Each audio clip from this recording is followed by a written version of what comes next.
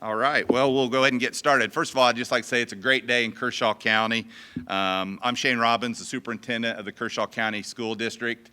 And on behalf of myself, Dr. James Smith, our board chair, Dr. Charles King, the principal, the teachers and the students here at Wateree Elementary, we'd just like to welcome you.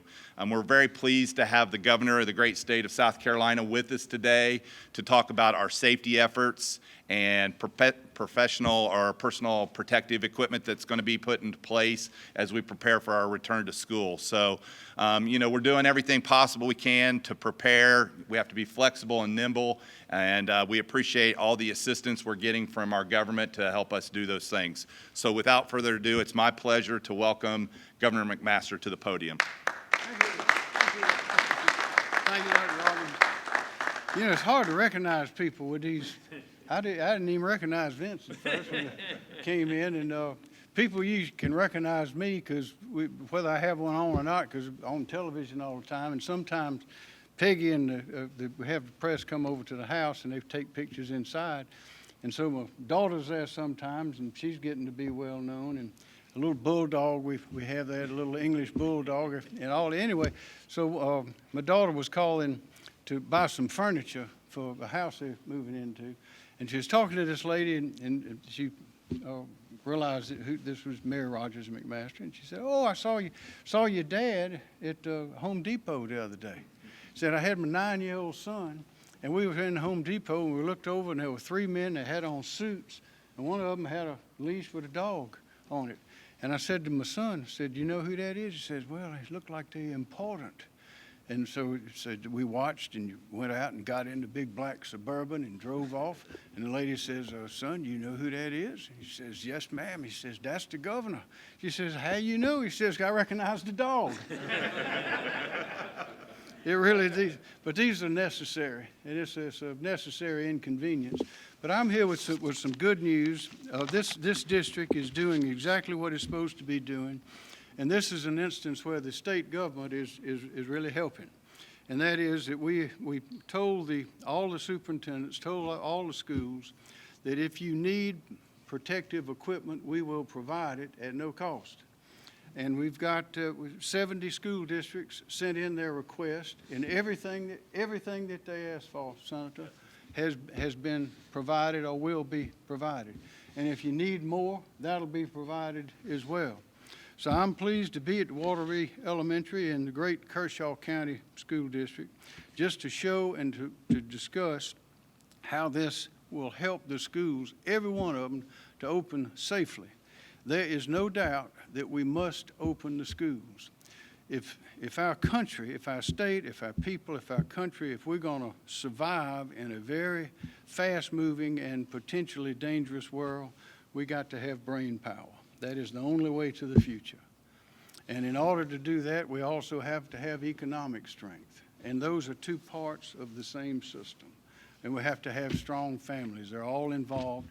If we don't educate the children, we don't have school systems that the parents have confidence in and comfort in, then we will have lost this battle. And we don't want to lose this battle, not with the danger that exists in the world today. In May, the General Assembly, and I want to thank those involved for the $155 million from the state contingency fund was created in a response reserve account for COVID. The General Assembly authorized me as governor to use this money to protect the health, safety, and welfare of the public as a result of the COVID-19 pandemic. Kershaw is one of the 70 school districts that will receive the personal protective equipment that was purchased and distributed in $10 million out of that fund. And again, everything that anyone asked for was provided and will be provided. We want the teachers, the parents, the students to be comfortable when they come to this school and all others today. With me today are a number of people, including the Kershaw County delegation, who were instrumental in authorizing this measure and helping the students and teachers of Kershaw County to open the schools carefully, particularly Senator Vince Shaheen, Representative Laurie Funderburk, and Representative Will Wheeler were instrumental in getting this done. The entire state is focused on getting these children back to school. There's a lot of science. It goes both ways. Some we know a lot more now than we knew at the beginning, but we do know that young children are less susceptible. The younger they are, the less susceptible they are to this particular virus. These age, the chance, if they get it, the chances of spreading it are much less than older people. And we also know that if they get it, the illness will be mild compared to what happens with older people. If you look at the charts of those who get seriously ill and tragically pass away, the average age, Senator, is about 75 in South Carolina. There are very few, if any, under 19 years of age that have actually gone to the end with the serious illness and passed away. So this is something that we can manage if we're smart. And it's going to be here for a while. So we're going to have a lot of things to get used to. But one thing that we must not lose our grip on is educating these children, because if they're out of school for too long, they'll never catch up, and we can lose a whole generation. They'll just never be able to catch up. Children who lost valuable learning process due to schools being closed, they were isolated from their teachers, from their friends, from their daily routines, and we know that that causes serious repercussions. For every action has an equal and opposite reaction. They say the unintended consequences. We've had to close some businesses for a short period of time. The nursing homes have been closed to visitors except in certain situations, and there are consequences that we knew would happen, and they have. The mental health, the economic health has suffered, and a part of the good health and the public health in our state and all others is not only physical health, but economic health, but mental health. They all go together. And that's why we have to have these children coming to school to get educated. Many come from homes where the parents work, or single family parents where that parent works. And if the children are not in school learning and growing and thriving with their friends, then the parents are going to have to miss their work. And then you have all the ramifications and consequences of that.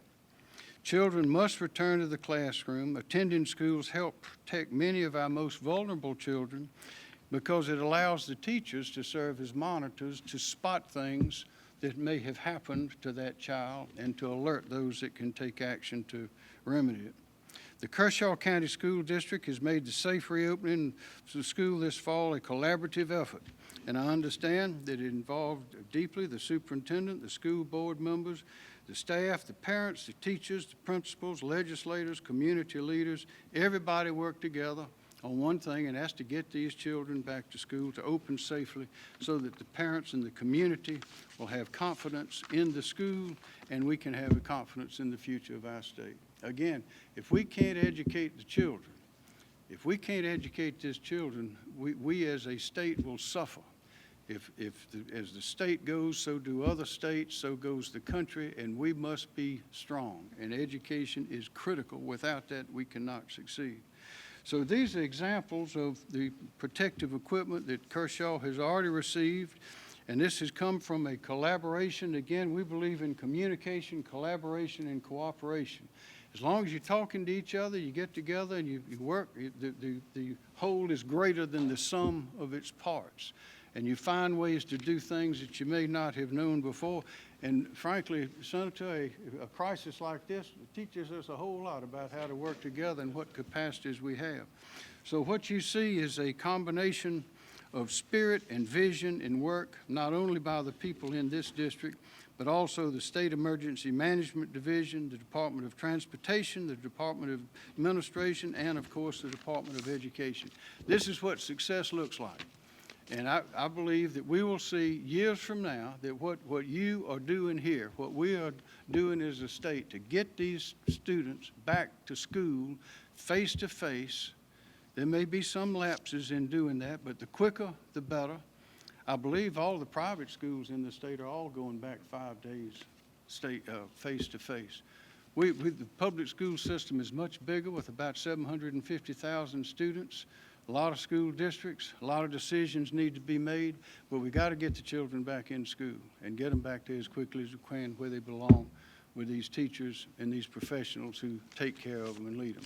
And we're delighted on behalf of about 5 million proud, happy South Carolinians. Let me say congratulations to you on what you're doing. It looks great. I know it'll produce great results. And if there's anything that any of us can do, all you have to do is pick up the phone and call. Thank you.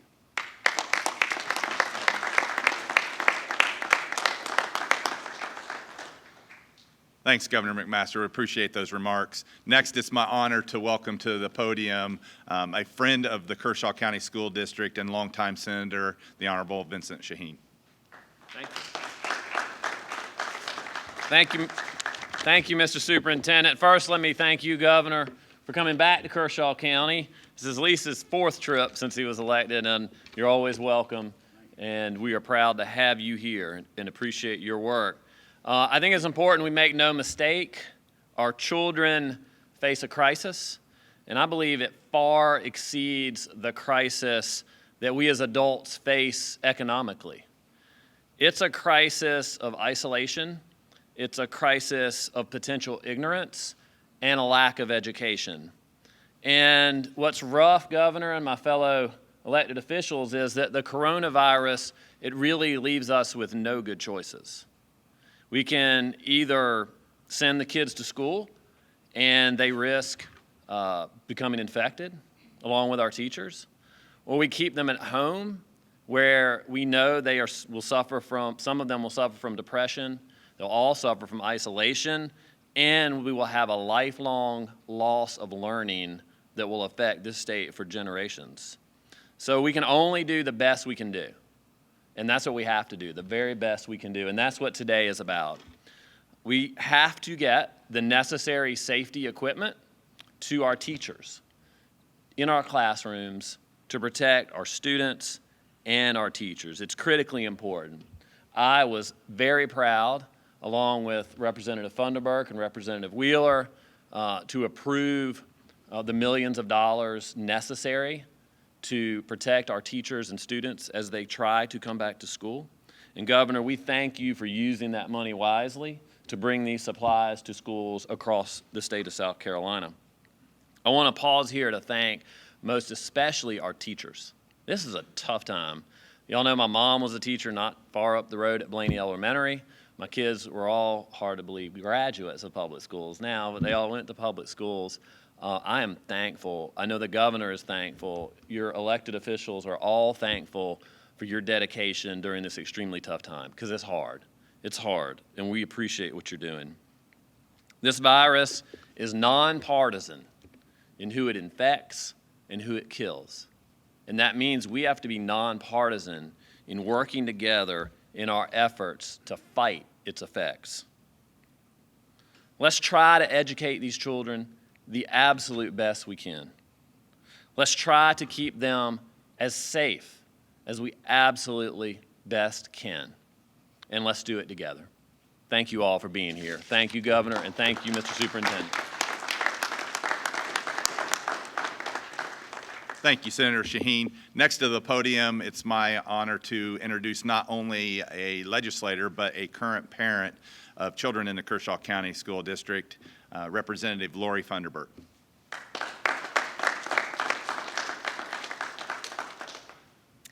Good morning, everyone. So I first would like to thank our school district, Dr. Robbins, and our administration, Dr. King, everybody who did such a great job, including the input of our parents, our teachers, and everyone in the community, really, to come up with the right plan for Kershaw County. And it provided the options that many felt were necessary. And I'm so glad that our school district was able to do that. I, for one, as a parent, I will be sending my children back to school. I know that for us, face-to-face learning and being with their peers is critically important to their education and also to their happiness. When I asked Birch, my son over there, what he looked forward to, he said, I get to meet my new teacher. And so teachers, you are critically important to the lives of these children. I know you know it, but I just, have to reiterate that and to tell you thank you for all that it means, especially this year, when it means, you're going above and beyond, and we certainly appreciate that very much. We can do this. We can do this. I mean, look at these children.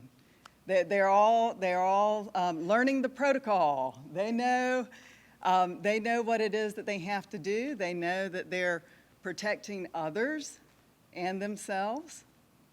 And I know that, with the protocol that we're putting in place and, with everybody supporting each other, that we can do this the right way, and we can make it work. I want to thank the governor for using the money that we appropriated to make sure that schools, parents, children, teachers do not have to worry about having the right equipment to make this happen. So that certainly is a relief. It is something that we know that we can go forward with confidence, knowing that we have what we need to make it work. And I know that as much as we can, Governor, we're using South Carolina products. Here in Kershaw County, we have a company called the Hinkst Corporation. They're a filtration company, and they very quickly stood up a production line of masks. And so we're very proud of what they have been able to do and that they can help provide that equipment for South Carolina. So again, it's all of us working together to make this happen. And, I know, we're all facing this situation. We've lost some time, but we don't want to lose any more. And so we want to go forward, and education is a critical part of making that happen. Thank you so much.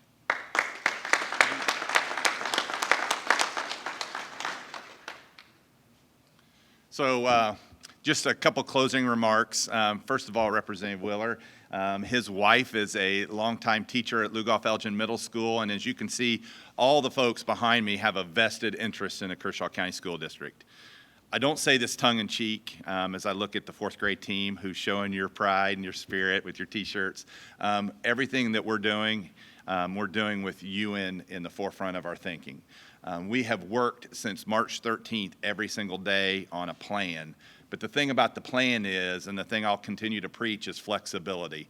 You don't establish a plan in this type of volatile environment and think you can put it on the shelf and that's just the way things are going to be. So I ask that you continue to be flexible for your students and your children, and we will turn over every stone we can to make this the best experience and the safest environment possible for you. I've been very proud of the work that's gone into this and the support we've received from our community. Today we have about 95% of our registrations complete, and we're about a 50-50% mix between face-to-face learning and one of our two virtual options. We only have about 10%, less than 10% of our students are probably going to be on the buses. Car rider lines are going to be a little longer.